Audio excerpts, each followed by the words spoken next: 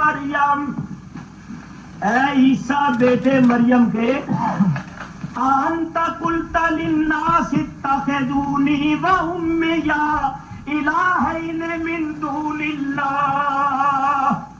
جان کرو میں نے بڑا اہم مسئلہ چھیڑ دیا.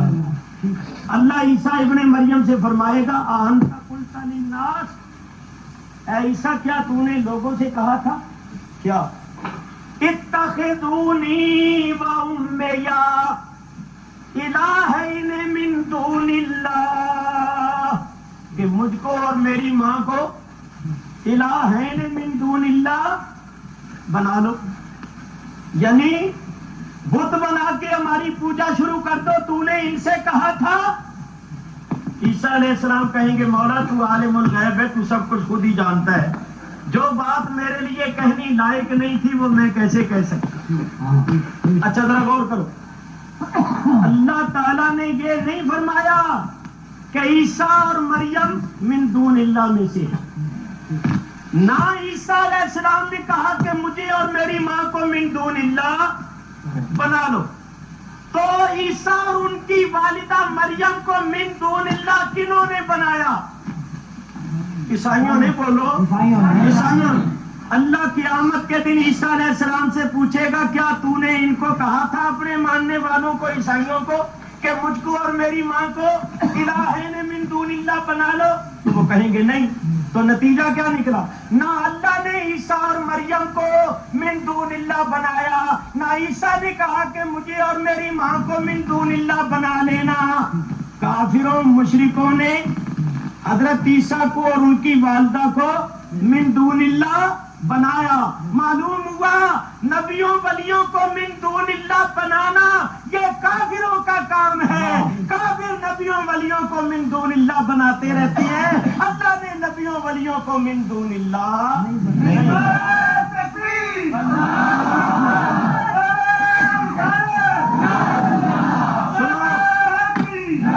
ایک بات سنو، ابھی عیسائیوں کے گرجوں میں چلے جاؤ، میں سمجھانے کے لیے کہہ رہا ہوں کہیں سچ مچ نہ چلے جانا، دیکھنے کے لیے چلے جانا. ان کے بڑے بڑے جو گرجے ہیں ان میں حضرت عیسیٰ کا بت بنا ہوا ہے، حضرت مریم کا بت بنا ہوا ہے. قبرستانوں میں بھی یہ بات غور سے سنو، قبرستانوں میں بھی قبروں پر عیسیٰ کا بت بنا ہوا ہے، گلے میں صلیب ڈالا ہوا. میں باہر ملکوں میں گیا، ساؤتھ افریقہ وغیرہ، وہاں میں عیسائیوں کے قبرستان سے فوٹو کھینچ کے لایا تاکہ پاکستانیوں کو یہ مسئلہ سمجھاؤ. عیسائی عیسیٰ علیہ السلام کا بت بناتے ہیں اور اس کو عیسیٰ کہہ کے پوچھتے ہیں، بت بناتے ہیں اور اس کا نام مریم رکھ لیتے ہیں اور اس کو پوچھتے ہیں. میں آپ کو انصاف کا واسطہ دے کر پوچھتا ہوں کہ عیسائی کس کی پوجا کرتی ہے؟ بت کی. تو اگر انہوں نے نام عیسیٰ رکھ لیا تو وہ بت عیسیٰ تو نہیں نہ بن گئے. نہ عیسیٰ علیہ السلام بت بنے نہ بت، وہ پوجا کر رہے ہیں بت کی. نام چاہے عیسیٰ رکھ لیں چاہے مریم رکھ لیں، نام رکھنے سے کیا ہوتا ہے؟ یہ تو یوسف علیہ السلام نے قوم سے فرمایا تھا ان ہے یا اللہ آسمان سمیتم، یہ تو تم نے نام رکھ لیے. حقیقت میں کوئی بت بنایا جائے اور اس کا نام عیسیٰ رکھ لیا جائے تو وہ بت عیسیٰ تو نہیں نہ بن جائے گا. نہیں، میں کہتا ہوں اگر کوئی بت بنائے اور اس کا نام خدا رکھ لے، اللہ رکھ لے اور اس کی پوجا شروع کر دے تو کیا وہ اللہ کی پوجا ہوگی؟ بت کی پوجا ہوگی. اللہ کے دوسرے نام تو اللہ رکھا ہوگا. جس طرح کسی بت کو بنا کر اس کا نام خدا رکھ لیا جائے تو اس کی پوجا خدا کی پوجا قرار نہیں پائے گی، بت کی پوجا قرار پائے گی. اسی طرح کسی بت کا نام اگر عیسیٰ رکھ لیا جائے تو وہ بت ہے، عیسیٰ نہیں ہے. اس کی پوجا بت کی پوجا قرار پائے گی، عیسیٰ کی پوجا قرار نہیں پائے گی.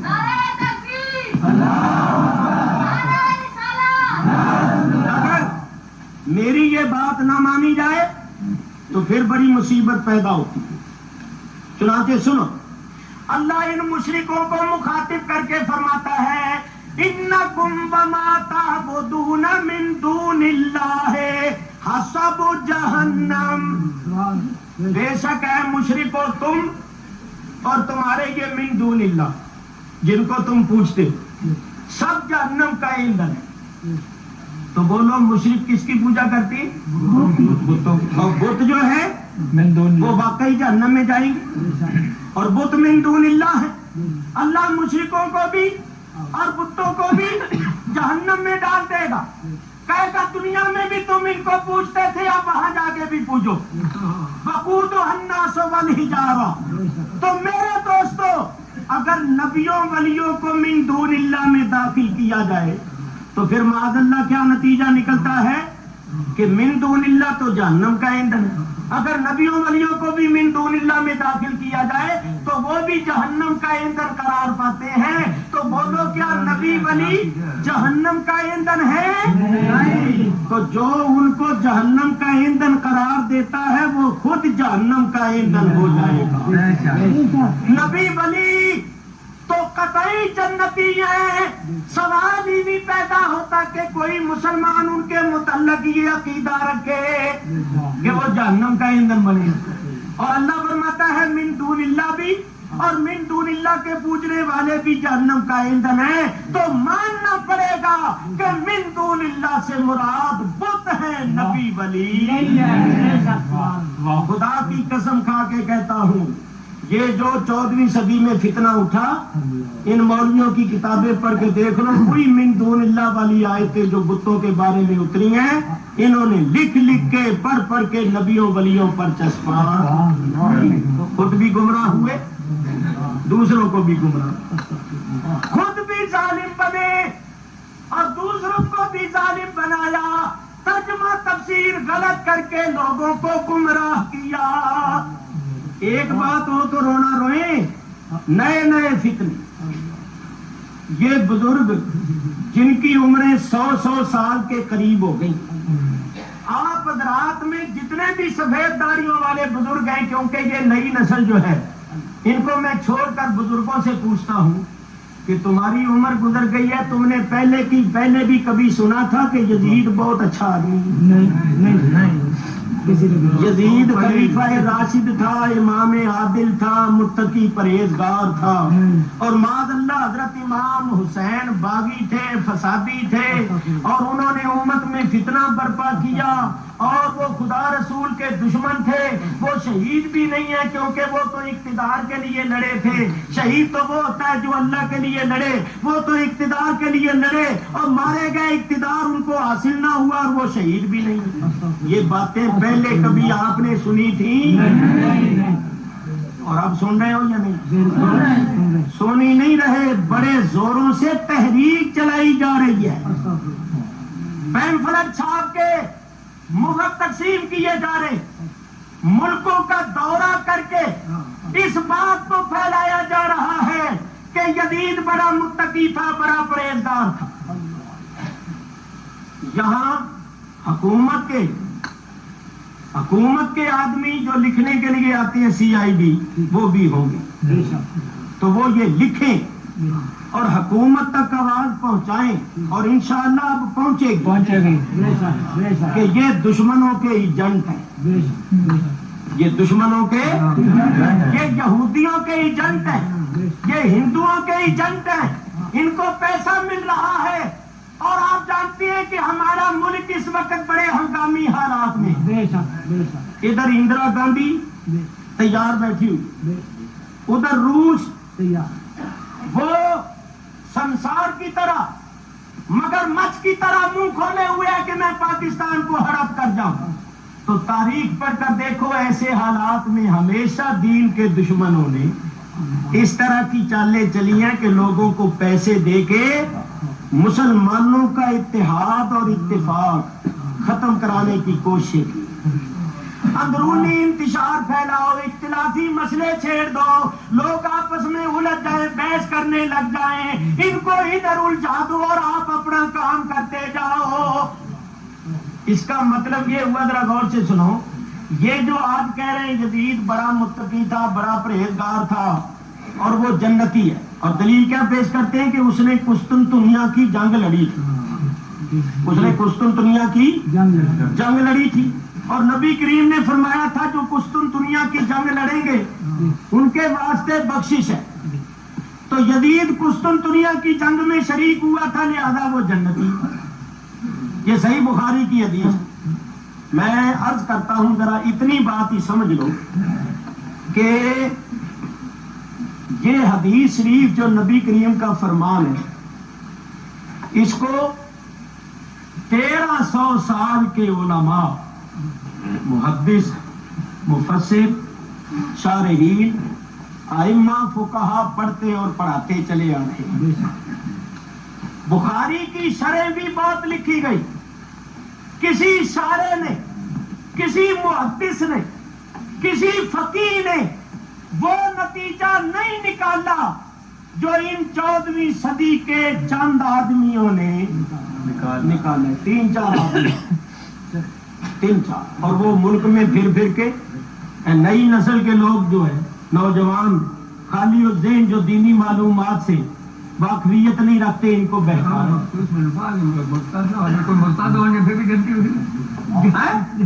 تو یہ کیا پہلے علماء کی سمجھ میں حدیث نہیں آئی، ان کی سمجھ میں آ گئی ہے؟ اتنے ائمہ نے اس حدیث کو پڑھا، بخاری شریف اور مدرسے میں پڑھائی جاتی ہے، تو کسی کی سمجھ میں وہ بات نہیں آئی جو ان کی سمجھ میں آ گئی ہے۔ آؤ میں تمہیں بتاؤں، سنو، بخاری کی اس حدیث سے استدلال کرنے والوں سنو، یزید قطعاً اس حدیث کا مصداق نہیں ہے۔ پہلے میں حدیث پڑھتا ہوں، پھر میں آپ کے سامنے واقعہ پیش کرتا ہوں۔ بخاری شریف کی حدیث ہے، حضور علیہ الصلوۃ والسلام ارشاد فرماتے ہیں، اول جیش من امتی یغزون مدینۃ قیصر مغفور لہم۔ سرکار فرماتے ہیں اول جیش من امتی، میری امت کا پہلا لشکر، یغزون فی مدینۃ قیصر، وہ قیصر کے شہر میں جہاد کرے گا، مغفور، ان کے واسطے مغفرت، ان کے واسطے بخشش۔ اس حدیث میں نبی کریم نے کسی کا نام نہیں، کیا فرمایا؟ اول جیش من امت، میری امت کا پہلا لشکر۔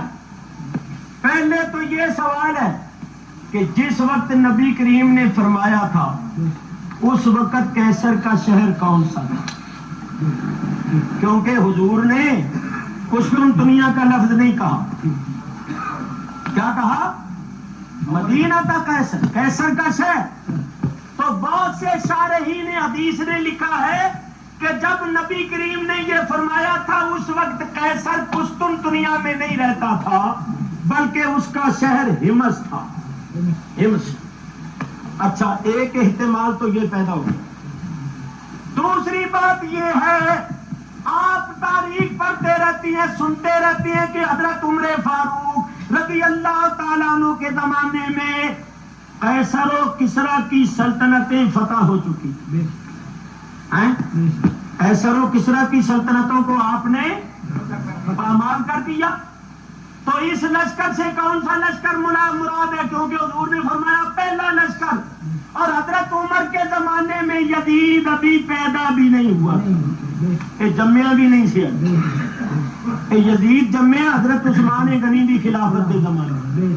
آپ ادھر جان کرو، سنو میرے بزرگوں اور دوستوں، یہ دوسرا احتمال ہو گیا، اور یہ حضرات علماء بیٹھے ہیں، یہ خود ہمیں پڑھاتے ہیں، اذا جال احتمال ہو بطل استدلال، جب احتمال آ جاتا ہے تو استدلال باطل ہو جاتا ہے۔ میں کہتا ہوں چھوڑو ان باتوں کو بھی، چلو ہم تسلیم کر لیتے ہیں کہ قیصر کا شہر قسطنطنیہ، قسطنطنیہ مراد لے لو۔ تو آؤ میں تمہیں بتاؤں، یہ ارشاد نبی کریم کا ہے جو اللہ کی عطا سے علم غیب جانتے ہیں، ان کا ارشاد سنو، اور مسلمانوں اپنے ایمانوں کو تازہ کرو اور یقین رکھو، سنو مجھ سے۔ حضرت امیر معاویہ رضی اللہ تعالیٰ عنہ کی حکومت کے زمانے میں پہلا لشکر قسطنطنیہ قسطنطنیہ جو قیصر کا شہر تھا اس کو فتح کرنے کے لیے وہاں جہاد کرنے کے لیے گیا، اور اس لشکر کا امیر کون تھا؟ حضرت سفیان بن عوف رضی اللہ تعالیٰ عنہ، جو نبی کریم کے صحابی۔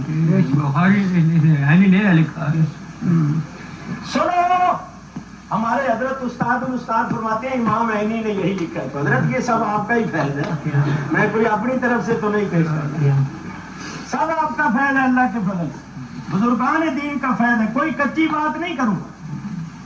میرے بزرگوں اور دوستوں، حضرت امیر معاویہ کے زمانے میں حضرت سفیان بن عوف کی قیادت میں ایک لشکر گیا قسطنطنیہ میں جنگ کرنے کے واسطے۔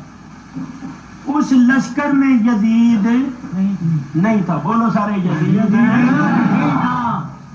جب یہ لشکر گیا، اتفاق سے اس لشکر میں ایک وبائی بیماری پھوٹ پڑی۔ میں جو بیان کر رہا ہوں یہ تاریخ کامل ابن اسیر سے بیان کر رہا ہوں۔ وبائی بیماری پھوٹ پڑی، مجاہدین اسلام بیمار ہو، اور مقابلہ تھا بڑے خطرناک دشمن سے۔ ادھر مجاہدین بیمار ہو گئے، ادھر مقابلہ بڑے خطرناک دشمن سے تھا، تو وقت بہت زیادہ لگ گیا۔ مسلمانوں کے پاس جو راشن تھا وہ بھی ختم ہو۔ حضرت امیر معاویہ نے، حضرت سفیان بن عوف نے حضرت امیر معاویہ کو لکھا، آدمی بھیجا، خط بھیجا کہ حضرت ایک تو مجاہدین میں وبائی بیماری پھوٹ پڑی ہے، مجاہدین بیمار، دوسرا مقابلہ ہے بڑے خطرناک دشمن، محاصرے نے طول کھینچا، راشن پانی بھی ختم ہو گیا، تو مہربانی فرما کر ایک لشکر، پہلے لشکر کی مدد کے واسطے بھیجیے، ایک تو اور لشکر بھیجیے، دوسرا راشن پانی بھیجیے۔ جب یہ پیغام آیا، جب قاصد حضرت سفیان بن عوف کا یہ پیغام لے کر دمشق میں آیا، یزید نے بھی سنا، یزید نے بھی سنا، تو ذرا غور سے سنو۔ یزید نے کہا اچھا ہوا میں نہیں گیا، اچھا ہوا میں نہیں گیا، اگر میں جاتا میں بھی بیمار ہوتا، میں بھی بھوکا مرتا۔ یزید نے کہا وہ تو وہاں بھوکے مر رہے ہیں، بیماری کا شکار ہے، اور میں اپنی ام کلثوم سے اپنے محل میں عیش کرتا ہوں۔ ام کلثوم اس کی بیوی کا نام۔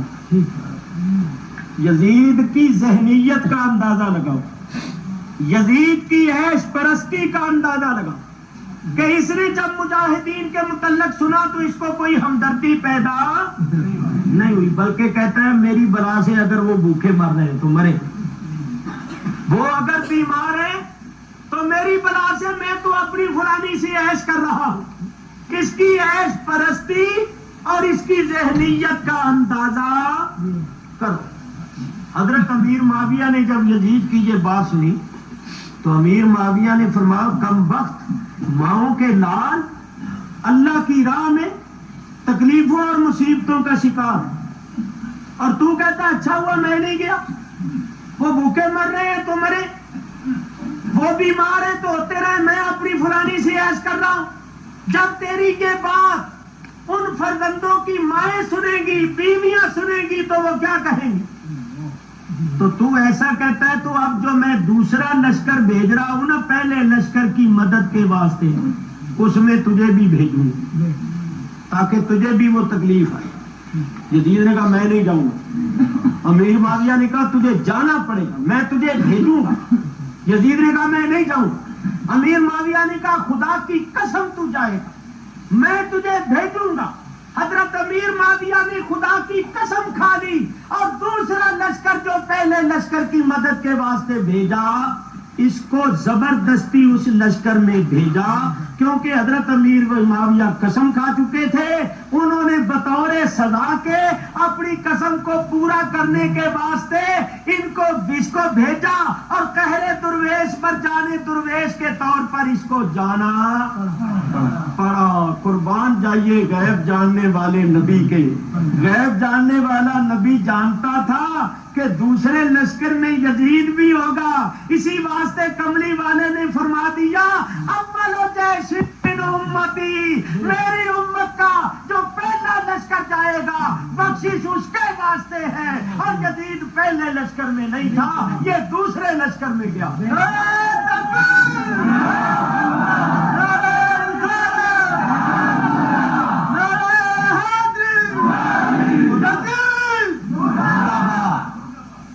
دیکھو حضور نے مطلقاً نہیں فرمایا کہ جو قسطنطنیہ کی جنگ کرے گا سارے جنتی، نہیں، حضور نے قید لگائی اول جیش من امتی۔ یہ اول جیش کی قید کیوں لگائی؟ نگاہ نبوت سے یہ پوشیدہ نہیں تھا کہ دوسرے لشکر میں یزید بھی ہوگا، اس لیے فرمایا بخشش پہلے لشکر کے واسطے ہے، اور پہلے لشکر میں یزید اور دوسرے لشکر میں بھی جو گیا تو خوشی سے نہیں گیا، بطور سزا کے گیا، کیونکہ امیر معاویہ قسم کھا بیٹھے۔ اور میں آپ سے پوچھتا ہوں، یہ صوفیانہ مسئلہ ہے، امتحان ہوگا آپ کا، بتاؤ اللہ کی راہ میں جہاد کرنا یہ عبادت ہے یا نہیں؟ اچھا، اور عبادت کی قبولیت کے لیے شرط کیا ہے؟ مولوی صاحبان نہ بولے، جزاک اللہ، اے نہ تو سنی میری تقریر، یقیناً قسم کھا کے دس نہیں ہوئی، یقیناً سنی۔ عبادت کتاب پڑھی، چلو بات تو وہی ہوئی، بات تو وہی ہوئی، چاہے میری تقریر سنی یا میری کتاب پڑھی۔ عبادت کی قبولیت کے واسطے اخلاص شرط ہے۔ بولو، اگر آپ سے کوئی پوچھے کہ عبادت کی قبولیت کے واسطے کیا چیز شرط ہے تو کیا کہو گے؟ اخلاص۔ اور یہ میں نے جو لکھا ہے یا کہہ رہا ہوں تو یہ میں اپنی طرف سے نہیں کہہ رہا۔ اللہ تعالیٰ ارشاد فرماتا ہے وَاعْبُدُوا اللَّهَ مُخْلِصِينَ لَهُ الدِّينَ۔ دوسری آیت میں فرمایا وَمَا أُمِرُوا إِلَّا لِيَعْبُدُوا اللَّهَ مُخْلِصِينَ لَهُ الدِّينَ۔ یاد رکھو، عبادت کے واسطے اخلاص شرط، اور اخلاص کیا ہے کہ دل سے، قلب سے، رغبت سے اللہ کی عبادت کرے۔ دھکو دھکی زبردستی کسی کو پکڑ کر عبادت کروائی جائے تو عبادت تھوڑی ہوگی۔ سمجھ میں آئی بات؟ کوئی بندہ جا رہا ہے تو آؤ بھی نماز پڑھو، میں نہیں پڑھوں، تجھے پڑھا کے ہی چھڑنی ہے، لڑائی ہو رہی دونوں میں، دوسرا کہتا ہے نہیں پڑھوں گا، یہ ادھر والا کہتا ہے خدا کی قسم تجھے پڑھا کے چھوڑوں گا۔ تو اگر وہ لے بھی آئے اور وہ کلمہ پڑھا بھی دے، جیسے کسی زبردست نے کہا تھا کافر کا بچہ کلمہ پڑھو، اس نے کہا اچھا پڑھاؤ، اس نے کہا کافر کا بچہ تم خود پڑھو، ہمیں نہیں آتا۔ تو اس طرح اگر کسی کو کلمہ پڑھایا جائے تو وہ کلمہ تھوڑا ہوگا، زبردستی عبادت کروائی جائے عبادت تھوڑی ہوگی۔ عبادت کے لیے اخلاص شرط ہے، اور اخلاص یہ ہے کہ دل سے، رغبت سے، خوشی سے، اللہ کی محبت میں سرشار ہو کر اللہ کی عبادت کرے۔ تو یزید نے خوشی سے تو قبول کیا ہی نہیں تھا، وہ تو زبردستی بھیجا گیا، امیر معاویہ نے قسم کھا لی اور اس کو جانا پڑا۔ تو میرے بزرگوں اور دوستوں، بات دور چلی جائے گی، یاد رکھو پہلے تو یزید اس حدیث کا مصداق ہی نہ ہوا بالفرض والمحال۔ چلو ہم تسلیم کر لیتے ہیں کہ یزید اس حدیث کا مصداق مان لیتے، تو میں پوچھتا ہوں کہ اگر کوئی شخص نیکی کرے اور وہ نیکی کرنے کی وجہ سے کسی بشارت کا مستحق قرار پا جائے تو بعد میں اگر وہ مرتد ہو جائے تو چنانچہ میں دلیل پیش کرتا ہوں۔ حضور نے فرمایا من قال لا الہ الا اللہ دخل الجنہ۔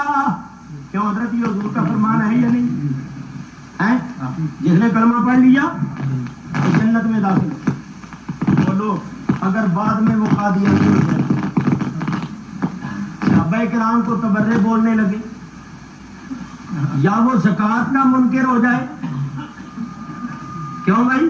حضرت ابو بکر صدیق کے زمانے میں لوگ زکوٰۃ کے منکر ہو گئے تھے یا نہیں؟ تو حضرت ابو بکر صدیق اور صحابہ نے ان کو مرتد قرار دیا تھا یا نہیں؟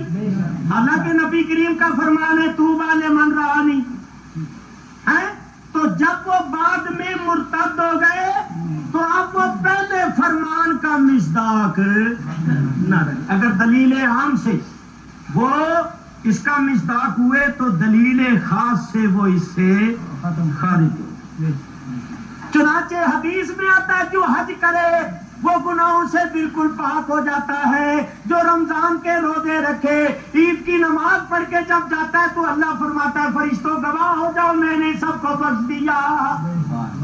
تو ایک حدیث کو نہ لو، ساری حدیثوں کو لے لو۔ بعد میں اگر کوئی مرتد ہو جائے، بد عقیدہ ہو جائے، بے ایمانیاں کرے، ظلم کرے، ستم کرے، کیا پھر بھی وہ پہلے فرمان کا مصداق ہی رہے گا؟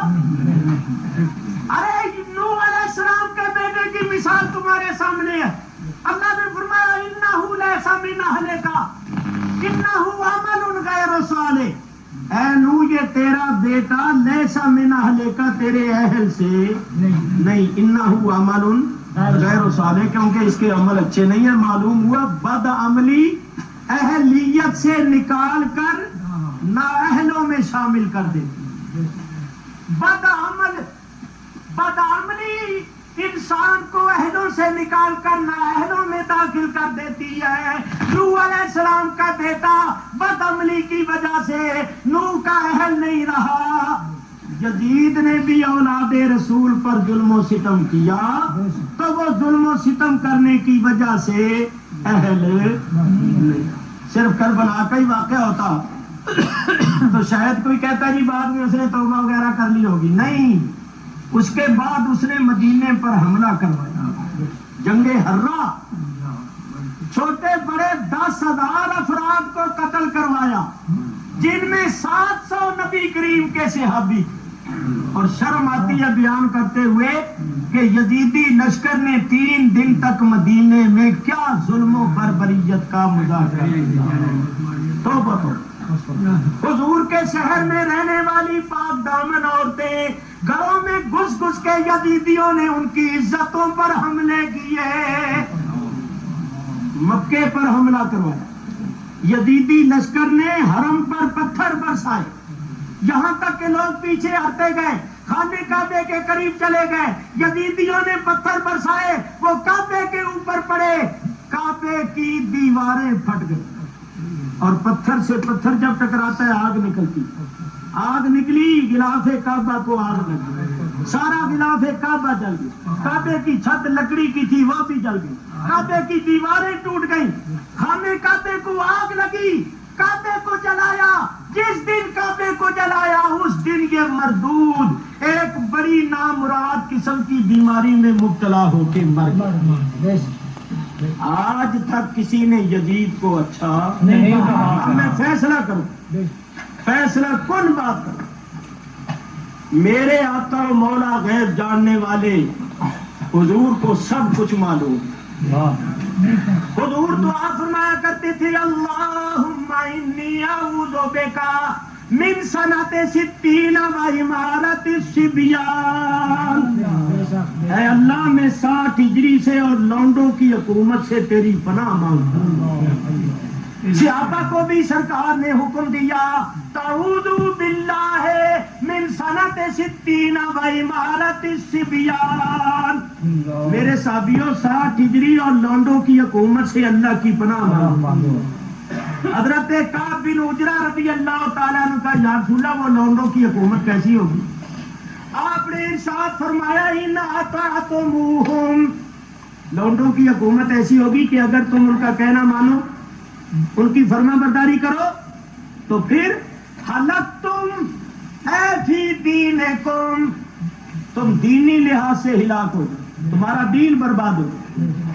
ان لوگوں کو کہنا ماننے میں دین کی بربادی ہے۔ وَإِنْ عَصَيْتُمُوهُمْ أَهْلَكْتُمْ اے فی الدنیا کی حکومت ہو گئی، اور ان لونڈوں نے پھر جو گل کھلائے آج تک دنیا ان میں کوشش کر رہا ہوں کہ آہستہ آہستہ سب کی طرف کچھ کہوں۔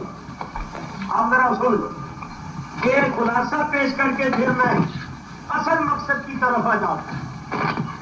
سنو، یزید کے فاسق، فاجر اور ظالم ہونے پر ساری امت کا اجماع ہے.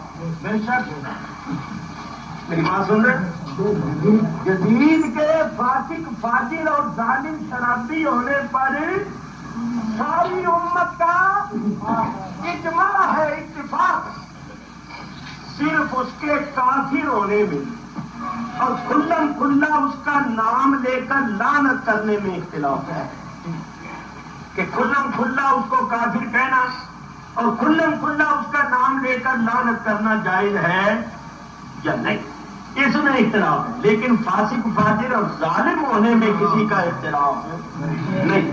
چار شریعت کے اماموں میں سے امام احمد بن حنبل رضی اللہ تعالیٰ عنہ کا مسلک یہ ہے کہ یزید کافر ہو گیا تھا اور وہ لعنت کا مستحق.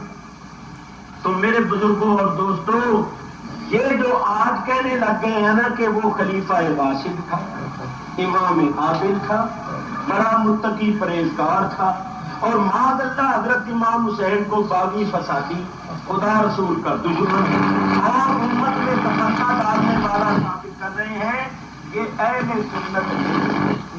اور بولو خارجی ہے، یہ خارجی ہے، یہ یزیدی ہے، یہ جہنمی لوگ ہیں جو حضرت امام پاک کو معاذ اللہ باغی اور فسادی کہہ رہے.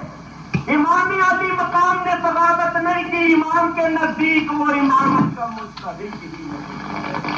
یہ لمبی بحث ہے، اگر آپ اس بحث کو پڑھنا چاہیں تو اس گناہگار نے ایک کتاب لکھی ہے، یزید کے حامیوں نے جتنی کتابیں لکھی ان سب کو سامنے رکھ کر میں نے ایک کتاب لکھی ہے، امام پاک اور یزید خلیل. اس میں تحقیق کے دریا بہائے اور جتنے بھی اعتراضات ہوتے ہیں یا لوگوں کے ذہنوں میں سب کا میں نے جواب دیا ہے. بہر صورت میرا یہ موضوع نہیں، مجھے یہ مسئلہ بیان کرنے کے لیے کہا گیا تھا، میں نے مختصر طور پر عرض کیا. اب میں اپنے اصل مضمون کی طرف آتا ہوں. ایک مرتبہ درود شریف پڑھ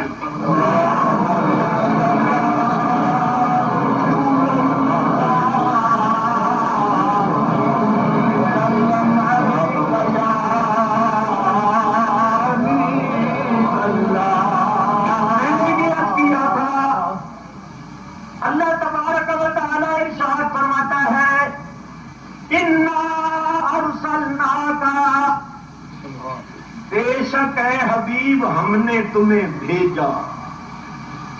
انا ارسلنا کا، ارسلنا بنا ہے ارسال اور ارسال کے معنی ہے بھیجنا. تو اللہ تعالیٰ نے انا خلقنا کا نہیں فرمایا. اگر خلقنا کا فرماتے تو خلقنا کا مادہ خلقن، جس کے معنی پیدا کرنا اور بنانا، تو اللہ نے انا خلقنا کا نہیں ارسلنا کا فرمایا. اور اس حقیقت کی طرف اشارہ کیا کہ جب میرا حبیب تمہارے پاس آیا ہے اس وقت میرے حبیب کی تخلیق نہیں ہوئی بلکہ تشریف آوری ہوئی ہے. کیونکہ تخلیق تو نبی کریم علیہ الصلوۃ والسلام کی ساری کائنات سے پہلے ہوئی. تخلیق ہوئی ساری کائنات سے پہلے، تشریف آوری ہوئی ساری کائنات کے بعد. چنانچہ سرکار خود فرماتے ہیں، سرکار فرماتے ہیں انا افضل النبیین فی الخلق وآخرهم فی البعث. میں پیدا ہونے میں سارے نبیوں میں اول ہوں اور تشریف لانے میں سارے نبیوں میں حضور اول بھی ہے، اول ہے باعتبار خلقت اور آخر ہے باعتبار بعثت. پیدا ہوئے سب سے پہلے، تشریف لائے ہیں سارے نبیوں کے. اور سنو، جبریل امین کبھی کبھی آتے تھے تو ان الفاظ کے ساتھ سلام کہتے، السلام علیک یا اولو، السلام علیک یا آخرو. سلام و تجھ پر ہے اول اور سلام و تجھ پر ہے آخر. سمجھنے سمجھانے کے لیے ایک بات کروں، اس میں ایک اور مسئلہ بھی آ جائے گا جس کے لیے مجھے کہا گیا، ادھر دھیان کرو۔ آج کل موسم ہے موسمی، مالٹا، کنو وغیرہ، آموں کا موسم ابھی نہیں۔ گرمیوں میں آموں کا موسم ہو۔ آپ اپنے اس گاؤں میں آم کا درخت لگانا چاہیں تو بولو آم کے درخت کی ابتدا کس چیز سے ہوگی؟ گٹھلی سے۔ بابا پرانا جاننے والا میرا، بابے نے بھی سنی ہوئی ہے۔ آم کی ابتدا ہوگی گٹھلی سے، اس کو گٹھلی کہہ لیجیے، پنجابی بھی کہنے لے گڑک،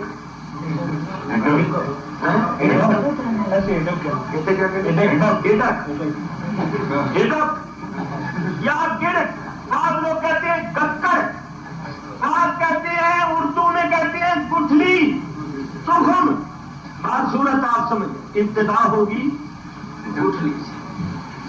سینکڑوں گٹھلیاں زمین پر پڑی رہتی ہیں تو نہیں ہوگی، مگر کسی گٹھلی کو اگر زمین میں پوشیدہ کر دیا جائے، زمین میں پوشیدہ کر دیا جائے، جب کسی گٹھلی کو زمین کے اندر دبا دیا جاتا ہے، پوشیدہ کر دیا جاتا ہے، پانی دیا جاتا ہے، تو پھر پردے کے اندر اس پردہ نشین ذات کی، اس پردے میں رہنے والی ذات کی کارروائی شروع ہو جاتی ہے۔ اللہ کیا کرتا ہے؟ اس گٹھلی کو پھاڑ دیتا ہے، اس گٹھلی کے اندر جو مغز ہوتا ہے، گری، اس گری میں سے ایک نرم و نازک سی شاخ نکلتی ہے۔ آپ خوش ہوتے ہیں کہ شکر ہے لگایا ہوا پھل اوپر آیا، نکل آیا، بڑھتے بڑھتے وہ پودا ایک درخت کی صورت اختیار کر لیتا ہے۔ ذرا دھیان کرو، اس پودے نے اپنے مرتبہ کمال کو پا لیا، درخت لگانے کا مقصد پورا ہو گیا، اس کو آم لگ گئے، آم لگ گئے، ان میں مٹھاس پیدا ہو گئی، رنگ پیدا ہو گیا، جمال پیدا ہو گیا، کمال پیدا ہو گیا۔ آپ نے ایک آم توڑا ان کو دے دیا، ایک توڑا ان کو دے دیا، ایک توڑا ان کو دے دیا، مختلف قوموں کو، مختلف لوگوں کو آپ آم توڑ توڑ کے دے رہے ہیں، سارے آم آپ نے دے دیے، آخر میں ایک آم رہ گیا، وہ آپ نے خود چوسنا شروع کیا، چوسا، لطف اندوز ہوئے، بڑے خوش ہو رہے، بڑا میٹھا آم ہے، بڑا لذیذ آم ہے، بڑا پیارا آم ہے۔ بولو چوسنے کے بعد آپ کے ہاتھ میں کیا رہا؟ درخت کی ابتدا میں بھی گٹھلی تھی اور انتہا میں بھی گٹھلی ہے، بلا تسبیح۔ اللہ تعالیٰ نے جب اپنے دست قدرت سے شجر نبوت کی بنیاد رکھی، شجر نبوت کی آبیاری کی، تو اے میرے آقا تیرے قربان ہو جاؤں، اس نے شجر نبوت کی بنیاد، شجر نبوت کی جڑ بھی آپ کو بنایا اور شجر نبوت کا آخری پھل بھی آپ کو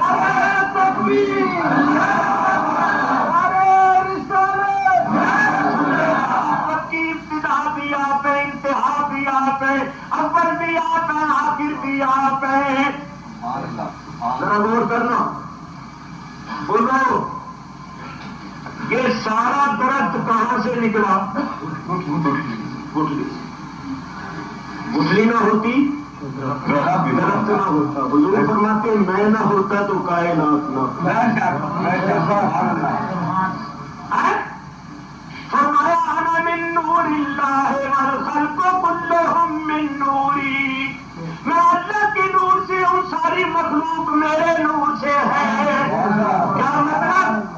کہ میری تخلیق کا سبب اللہ کا نور ہے اور کائنات کی تخلیق کا سبب میرا نور ہے۔ اللہ کا نور نہ ہوتا تو میں نہ ہوتا اور میرا کائنات نہ ہو۔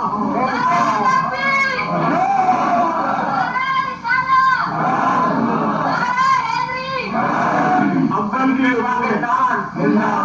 بھی حضور ہے، آخر بھی حضور۔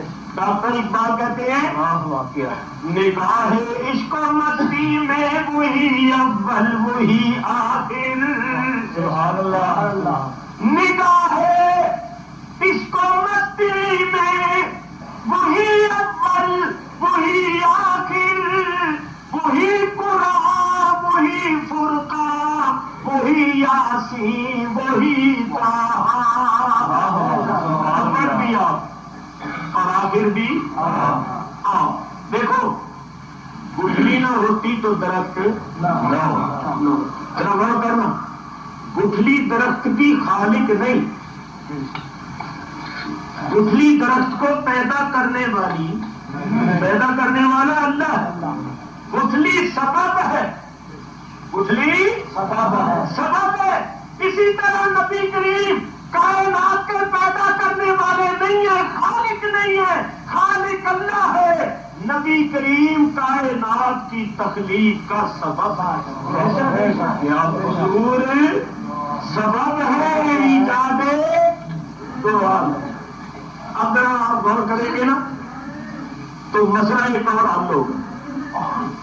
میرے بزرگوں اور دوستوں غور سے سنا، توجہ سے سنا، کیا یہ ہو سکتا ہے کہ گٹھلی جڑ اصل مر جائے، سوکھ جائے، ختم ہو جائے اور درخت ہرا ہی رہے؟ نہیں ہو سکتا، ممکن۔ جڑ سوکھ جائے درخت ہرا رہ سکتا ہے؟ تو کائنات کی جڑ تو حضور ہے، اگر حضور مر جائیں جہان زندہ کیسے رہ سکتا ہے؟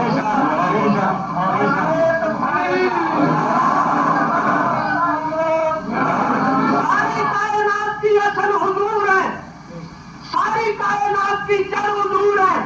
ساتھ ساتھی فرماتے ہیں تو اصل وجود آمدے یاد نہ خوش دیگر حد کے موجود شد فرد۔ حضور اصل، بولو حضور اصل کائنات ہے، اور یہ نہیں ہو سکتا کہ اصل اور جڑ سوکھ جائے اور درخت ہرا رہے۔ یہ درخت جو ہے یہ ہرا اس لیے ہے کہ جڑ سلامت، درخت کی وجہ سے جڑ سلامت نہیں، جڑ کی وجہ سے درخت سلامت ہے۔ یہ جہان زندہ اس لیے ہے کہ میرا آقا زندہ ہے، جہان کی وجہ سے آقا نہیں بلکہ آقا کی وجہ سے جہان زندہ ہے۔ اگر میرا آقا مر جائے جہان میں کوئی زندہ رہ سکتا نہیں۔ اسی واسطے تو آج حضرت فاضل بریلوی رحمۃ اللہ علیہ فرماتے ہیں تو زندہ ہے واللہ، تو زندہ ہے واللہ، سبحان اللہ۔ دو مرتبہ فرمایا خدا کی عقیدہ ہو تو ایسا پکا عقیدہ اختیار، کچے نہ بنو پکے۔ اور آپ تو پنجاب میں رہتے ہیں، میں بھی پنجاب کا ہی ہوں، اب کراچی چلا گیا، اور پنجاب والے ہو اور جان دے ہو تسی جنہ چر پکے نال جاندی رہی پار لگتی رہی، ایکو دن ہی کچے نال واہ پیا، کچا خود بھی ڈبیا تے انہوں بھی ڈبا دیا۔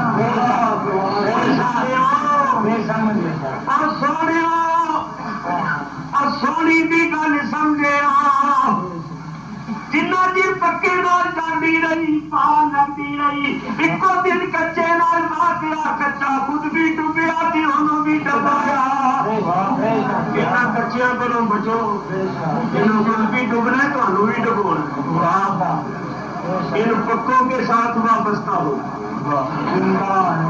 پکوں کے ساتھ وابستہ ہو۔ پکے نے کیا کہا؟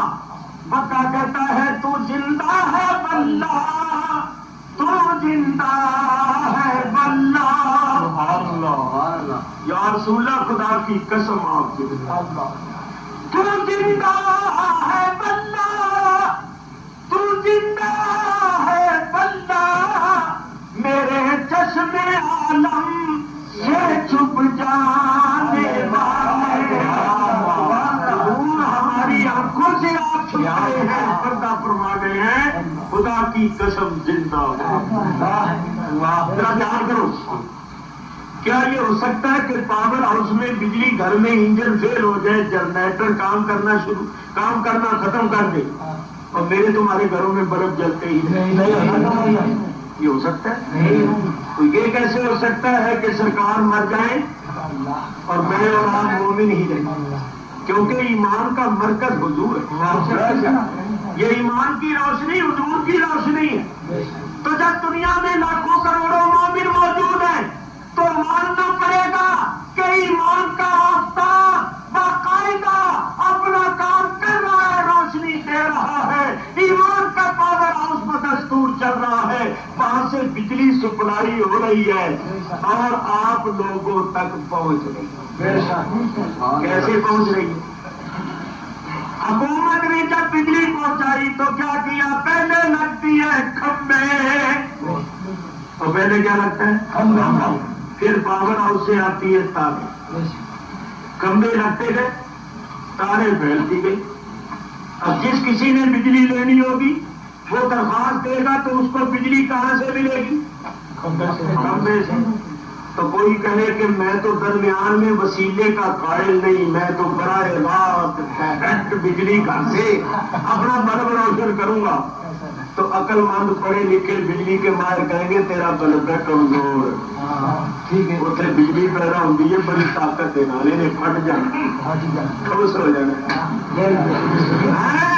تو برداشت نہیں کر سکے گا, تیرا بلب برداشت نہیں کر سکے گا. بجلی پاور ہاؤس کی ہوگی مگر تجھے کھمبے سے ملے. اسی طرح اللہ تعالیٰ نے ایمان کی روشنی کو پھیلانا تھا, کھمبے رکھتے گئے. کوئی کھمبا لگ گیا مدینے شریف مرکز, یہ پاور ہاؤس اللہ نے. آگے کھمبے لگتے گئے, کوئی کھمبا لگ گیا بندہ شریف, کوئی کھمبا لگ گیا اجمیر شریف, کوئی کھمبا لگ گیا دہلی, کوئی پاکستان شریف, کوئی لاہور, کوئی حضرت سرہند شریف, کوئی سرہند شریف, کوئی شرد پور شریف, کوئی کولرے شریف, کوئی کسی جگہ, کوئی کسی جگہ کھمبے لگتے. اور ان پر جو تاریں لگی ہوئی ہیں, کسی تار کا نام ہے نقش بندی, کسی کا نام ہے قادری, کسی کا نام ہے چشتی, کسی کا نام ہے سوتری. تاروں کے نام الگ الگ ہیں, رنگ الگ الگ ہیں, مرکز سب کا ایک ہے. مرکز ایک ہی ہے, بلبوں کے رنگ نہیں, بلبوں کے.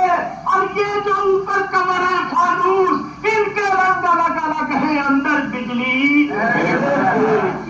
تو میاں اگر تم نے ایمان کی روشنی لینی ہے نا, ان کھمبوں سے تعلق ہے. کونوں معصوم, ان سچوں کے ساتھ. پانچوں وقت کہتے ہو یعنی اہدنا الصراط المستقیم, صراط الذین انعمت علیہم ہے. اور انعمت علیہم کون ہے؟ انعم اللہ علیہم من النبیین والصدیقین والشہداء والصالحین. تو بولو جب ہم ادھر سے چلیں گے اللہ تک پہنچنے کے لیے تو پہلے کن سے تعلق ہوگا؟ اللہ کے ولی صالحین. ارے تو تھلے آؤ گے کہ تھلے ہوتا جانا گے, ادھر سے جائیں گے نا ادھر, تو جب ادھر سے چلیں گے تو سب سے پہلے کون آئیں گے؟ صالحین. جب تک اولیاء اللہ سے تعلق اور رابطہ پیدا نہیں کرو گے اس وقت تک رسائی نہیں ہوگی. ولی ذریعہ ہے نبی تک پہنچنے کا, نبی ذریعہ ہے خدا تک پہنچنے کا. ولی کا دامن چھوڑ دو, نبی کی نبی تک رسائی نہیں ہوگی. نبی کا دامن چھوڑ دو, خدا تک رسائی نہیں ہوگا. یہ ضروری ہے کہ ہو ولی. یہ جو بھنگی چرسی بے نماز شریعت کے مخالف ہیں, ہم ان کو ولی نہیں مانتے. ہمارے نزدیک ولی وہ ہے جو صحیح معنوں میں ولی ہیں. ان اولیاء اللہ کے بغیر بات نہیں بنتی, چاہے کوئی کتنا عالم فاضل بن. مولوی ہرگز نہ شد مولا شمس تبریزی نہ شد.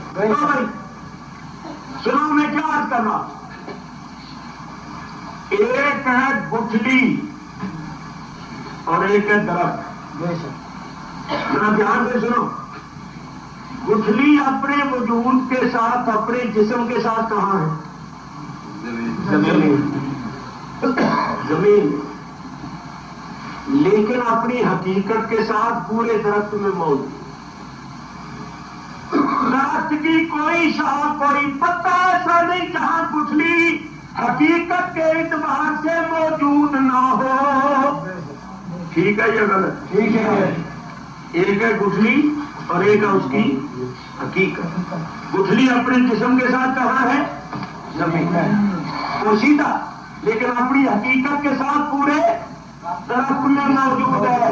نبی کریم اپنے جسم انور کے ساتھ مدینے میں ہے، لیکن اپنی حقیقت کے ساتھ ہر سرکار ممکنات میں جلوہ بظاہر مدینے میں ہے، بباطن ہر مومن کسی میں ہے. اس حقیقت کو مخالفوں نے بھی تسلیم کیا.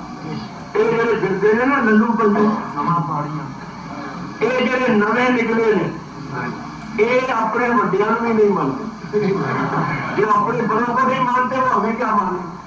پنجابی مشہور ہے جڑا پیو کا نہیں بنتا کسی اور کا کی بنے گا. جو اپنے باپ کا نہیں بنے گا وہ کسی اور کا کیا بنے گا. میرے بزرگوں اور دوستوں سنا، مولوی شبیر احمد صاحب عثمانی جو ہمارے دیوبند میں بہت بلند مقام رکھا، اور مولوی محمد قاسم صاحب نانوتوی جو دیوبند کے مدرسے کے بانی ہیں، اور مولوی حسین احمد ٹانڈوی جن کو کہتے ہیں مدنی، ان تینوں نے لکھا. مولوی شبیر احمد صاحب کی تو تفسیر ان لوگوں کے گھر گھر میں ہے.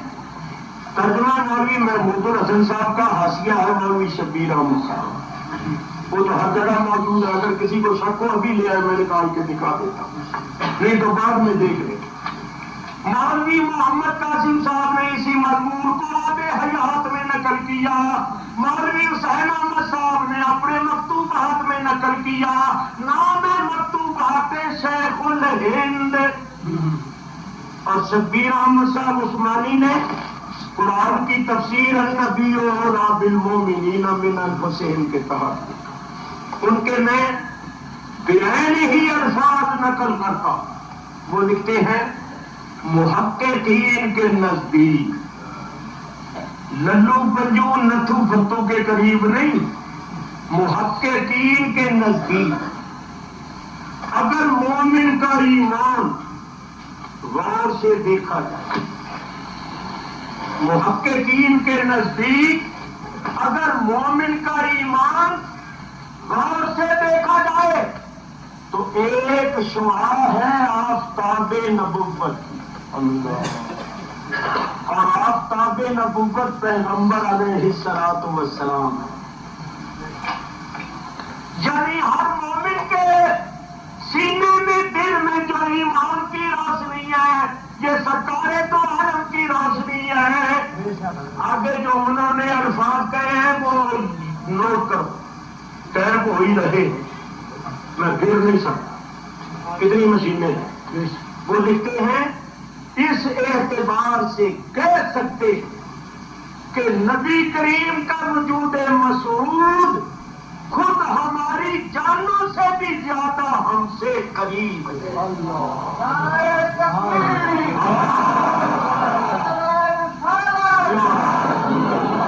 عثمانی صاحب کہتے ہیں نبی کریم نورانی اور روحانی طور پر ہمارے دلوں میں جلوہ گر ہے.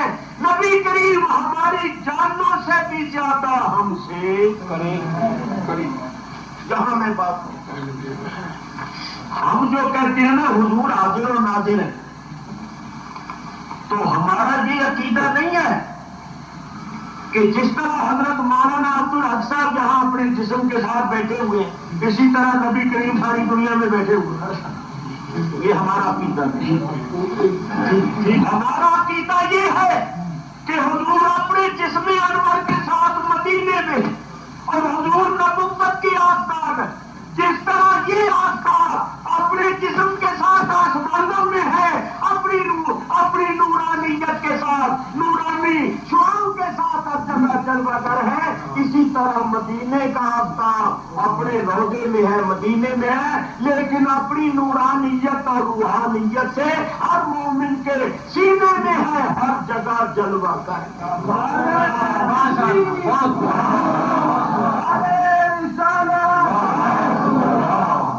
حضور کی دو حیثیتیں، ایک ہے جسمانی اور ایک ہے نورانی اور روحانی، یہ دونوں حیثیتیں قرآن سے ثابت ہیں۔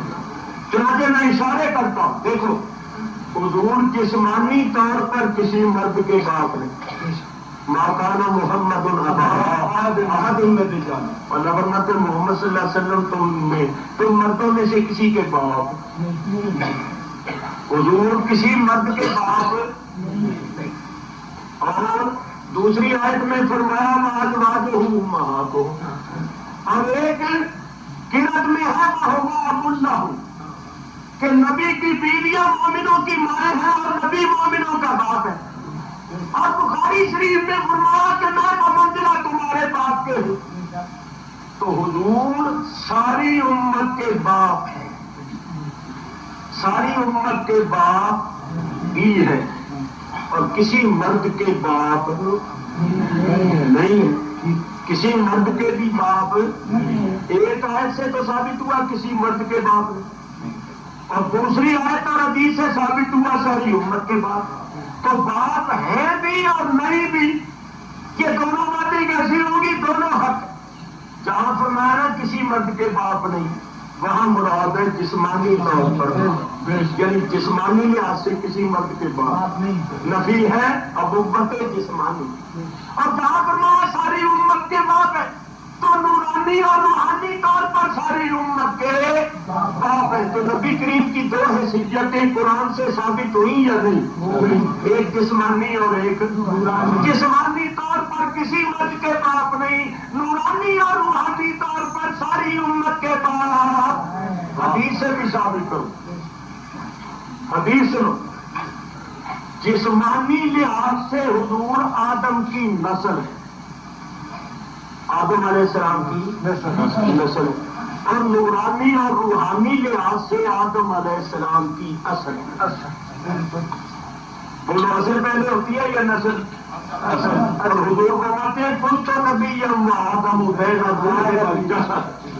دل نہیں سیکھتے۔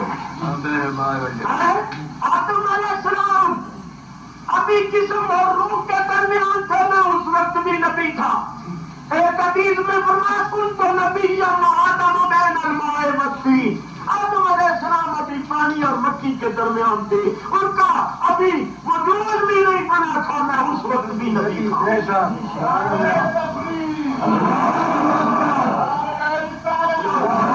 آدم سے پہلے بھی تھے، آدم سے پہلے تھے۔ پہلے ہونا نورانی حیثیت، نورانی حیثیت سے پہلے، اور جسمانی بشری لحاظ سے بعد میں۔ تو اصل بھی ہے اور نسل بھی ہے، نورانی طور پر اصل، جسمانی طور پر نسل، دو حیثیتیں ثابت ہوئی۔ جسمانی طور پر آدم کے بیٹے ہیں، روحانی نورانی طور پر آدم کے بھی باپ ہیں، دو حیثیت سے ثابت ہوئی۔ اب ذرا سنو، ہم نبی کریم کو موجود مانتے ہیں نورانی اور روحانی حیثیت، ہمارا عقیدہ جسمانی حیثیت سے وہ مدینے سے۔ ہاں اگر جسمانیت کے ساتھ ایک جگہ ہزاروں جگہ تشریف لانا چاہے تو لا سکتے، ہر جگہ جسمانیت کے ساتھ موجود ہے۔ اب دیکھو ان کے بعد آتے ہیں نقاب، وہ نقلیں کرتے ہیں۔ کس طرح نقل کرتے ہیں؟ نقل کرتے ہیں کہ ان بریلویوں کا پہلا ناخا اٹھتا ہے تو کہتا ہے دم بدم